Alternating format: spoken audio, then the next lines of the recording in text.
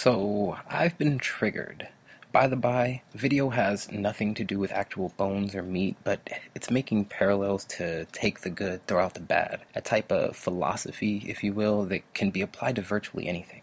In today's episode, I'm making reference to individuals who are unable to simply take the good they can find out of a source and opt out of conflict over the rest. Needless to say, you can't appease them all, and we're likely failing if that's what we're trying to do. If some find what you have to say unpalatable, taking common sense offenses into account, unless you're a politician or evangelist asking for their belief, move on to someone willing to engage logically. As if masterfully concerted, the masses routinely reject views contrary to their own. Then, when trying to make analogical parallels, they haggle matters outside of appropriate context for the situation. Yet, you gamble credibility with straight talk since certain views or facts have to be sanitized to conform to palatability. Not everything is black and white. There are gray areas. Not everything is apples and oranges. They're not synonymous. If you can accept that kind of logic. Let's get started. Welcome to today's episode, likely to be entitled, You've Been Triggered, and as we continue, it'll become clear why. I've been thinking it might serve to benefit people if they could figure out how to eat the meat and spit out the bones. For you non-meat eaters, eat the produce and spit out the seeds, right? No? Therein lies the problem. Hypersensitivity. You didn't use the right simile for me. Your allegory is incorrect. I don't appreciate the metaphor. Why do I use figures of speech in the first place? Because it's close to impossible to speak candidly and directly about certain subjects, especially if they're deemed taboo. For decades, you didn't talk about politics or religion in polite company. Well, the neglected years of conversation have certainly done wonders. Nowadays in conversation, you have to be as strategic with your words as a rope walker is with their balance, articulate with your vocabulary so the other party isn't triggered in some way. Like vaccines, right? Yeah, I went there again because the media mantra and shaming is out of hand. No matter what your opinion is on vaccines, I don't make an argument for their effectiveness or ineffectiveness, so save your time.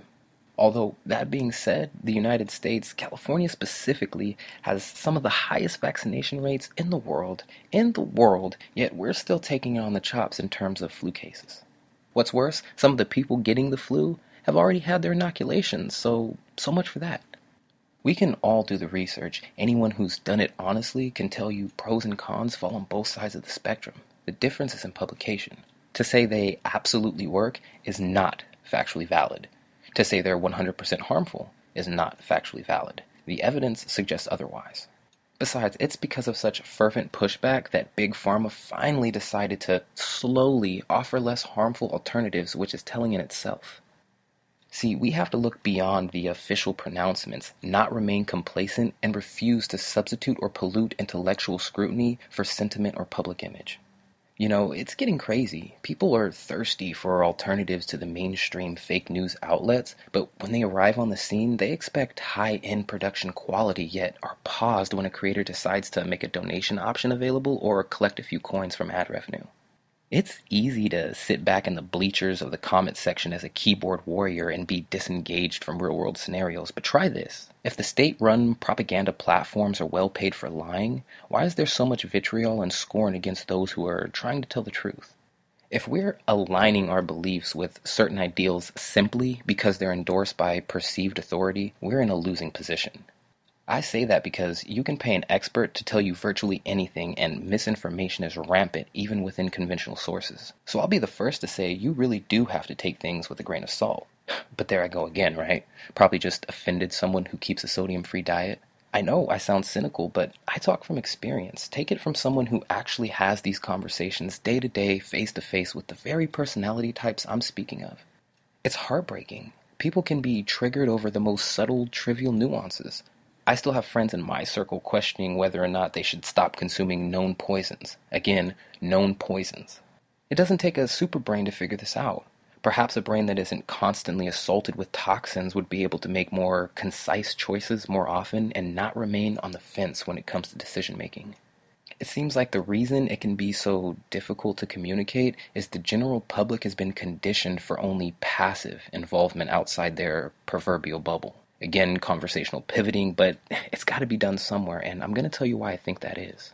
I can only speak for myself here, but as a researcher and independent investigator, I feel it's important to be able to effectively disseminate the information we accumulate. If we can't coherently deliver a message or data after we've come to an understanding of it, how can we aid others in its comprehension? To be emphatic, what good is our knowledge if it can't be readily communicated in an honest inquiry? This isn't about brilliance or intelligence, but wisdom, if you can appreciate that difference. Wisdom is proved right by its actions. You can be brilliant enough to fabricate a nuclear weapon, but you're wise if you don't. But apples and oranges, right? Let me be blunt, because I would rather speak 5 intelligible words to instruct others than 10,000 words in a tongue.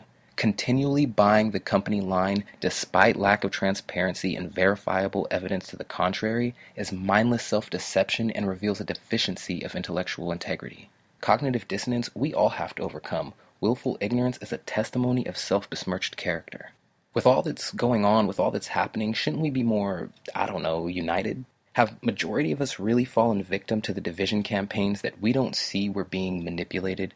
It's not left versus right, it's them against us. I know we wrestle not against flesh and blood, and that understanding alone would bring us all forward a little bit. The gentleman's deliberation is a fading art. Today, people supplant fact for theory and repetition. Just being aware of that brings us forward a little bit also. After all, it's easy to talk to those who agree with us, but I really think if you're in the business of standard model alternatives, you should equip yourself with the mental faculties for interpersonal communication. I have my style for my reasons, and as a content creator, I have the freedom to deviate from it when I feel it serves a purpose. I don't expect to make changes on the macro, but on the micro, things are constantly on the move for me. Never think or believe a small group of people can't affect the world. In fact, that's the only thing that ever consistently has. To help put that truth in perspective, majority of the world's wealth rests in the hands of a small group of people right now. And if you live in America, millions are affected by the whims of only a comparative handful.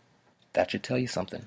And I know there are those that are going to make us stink because I didn't put a bunch of research on the screen as I was talking. Well, this is a open topic again, so bear with it. Look, we have to understand that although documentation and white papers go a long way in terms of source material, they don't always tend to encompass the esoteric, ethereal aspects often associated.